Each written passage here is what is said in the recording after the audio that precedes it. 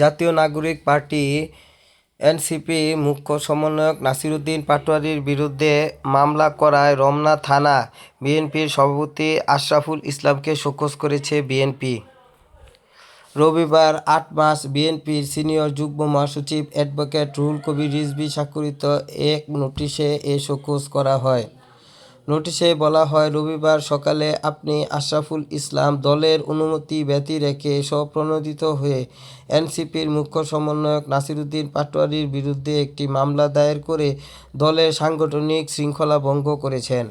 এই ধরনের দলের শৃঙ্খলা বিরোধী কর্মকাণ্ডের জন্য কেন আপনার বিরুদ্ধে সাংগঠনিক ব্যবস্থা গ্রহণ করা হবে না, তার যথাযথ কারণ দর্শিয়ে আগামী ৪৮ ঘণ্টার মধ্যে একটি লিখিত জবাব দলের নয়াপল্টনস্থ কেন্দ্রীয় কার্যালয়ে জমা দিতে নির্দেশ দেওয়া হয়েছে।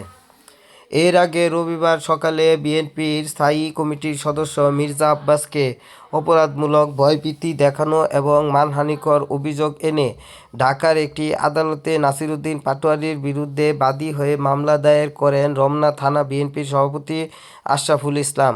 দলের অনুমতি ছাড়া এ মামলা করায় তাকে শোকজ করা হয়েছে।